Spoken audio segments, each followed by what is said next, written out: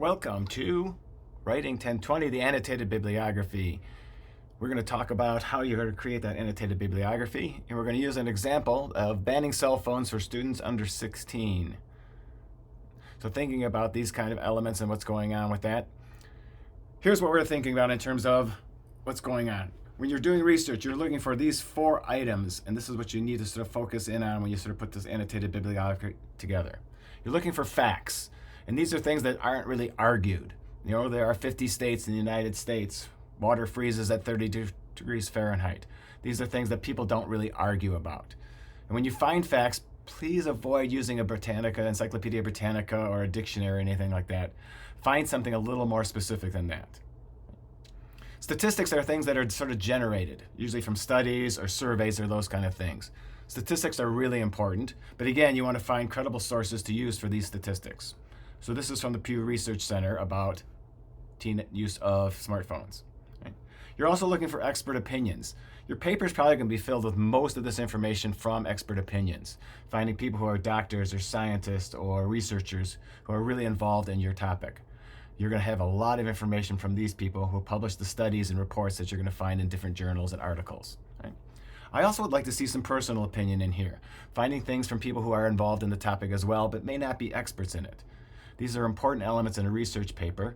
And thinking about banning cell phones, some people you might want to talk to are children under 16. And what do they think about a ban? And how could they get around it or those kind of things? So think about how you can use these elements to put together a research paper as you do your research. So what does an annotated bibliography look like? So we're doing APA format. And APA format requires certain things. So what got me started on this topic is an idea that Australia earlier last year, or late last year actually, approved a ban on social media for those under 16. So as you think about this ban, here's what a story sort of looked like about that. So I saw this story. It's from the BBC News, which is the secondary source. So it's a report about the ban that went into effect. If I wanted to find the primary source, I could go into and find Australian government and find the actual legislation. I don't think I need to do that, but possibly we could do that if you wanted to. Right? So how do we sort of set this up? So now we've got the references.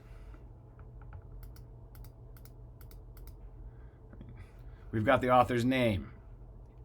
And in APA style, you put the last name first, Richie, and then the initial with a period. We've got the date, the year, followed by the date. This is in parentheses. Then we've got the article title. Notice again the capitalization, proper names are capitalized, everything else is lowercase. Then we've got the source in italics. This is BBC News. And then I've got the link to the actual article. And then I summarize the story. And you notice inside here I use, actually that should be, I made a mistake. When you want to summarize this and use the in-text citation, it should be Richie 2024 because the first item here is what I need to cite here. So this is a reference. This is an in-text citation. So whatever is in the in-text citation here has got to match the very first item here in the reference list. So when you're writing your research paper, make sure that these match. So you can't say something, the ban is a BBC article. I've got to go find BBC article down here. Again, this has got to be a match. So I've already summarized a little bit, and I want one sentence at the end of the summary basically saying, are you going to use this source or not? Right. Here's the legislation I found in the United States that was introduced to keep kids off social media as well.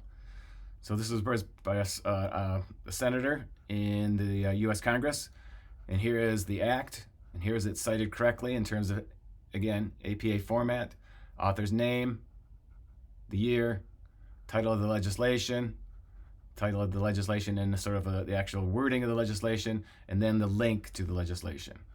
And again, I've summarized this, and I said this should be a valuable source when talking about possible government action. Again, I'm doing an in-text citation in here to get you to practice that.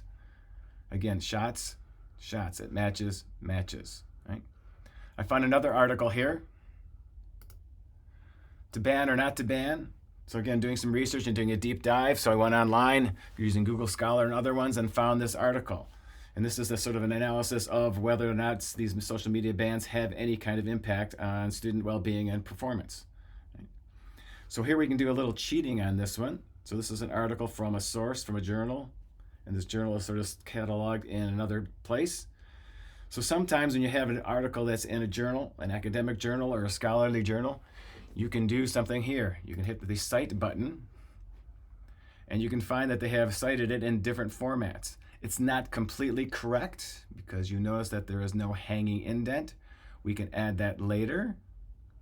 But what I'm going to do is I'm going to copy this. It's doing the work for me. I'm going to place it in Word. Right? It's not in the right format because I'm not in the right everything. I want Times New Roman. Again, there's different ones that you can use. I want it to be 12 point. Right? I need a hanging indent. So I'm going up to Format and hitting Paragraph and doing a hanging indent. It's a 1/2 inch hanging indent. I'm hitting OK. And now I've got a hanging indent there with the link. I've summarized the article here. And I can put an in-text citation in using the first author's name. And then again the year, and using that in there. So basically what you need to do for your 10 sources is to do this. Again, paying attention to this. This should be in alphabetical order, so R comes before S, but this now needs to be moved up to be first because APA references are listed in alphabetical order by the first item in the actual reference. Moving that up. Right. You notice it's double spaced. So again, you're looking for facts, stats, expert, and personal opinion to do your annotated bibliography. Follow APA format.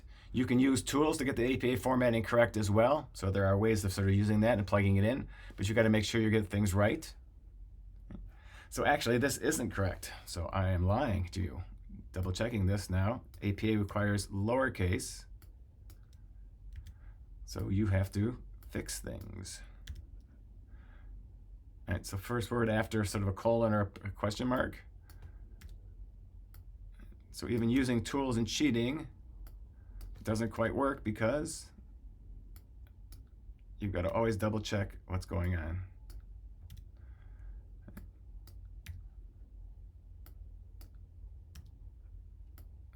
Boy, this is a pain.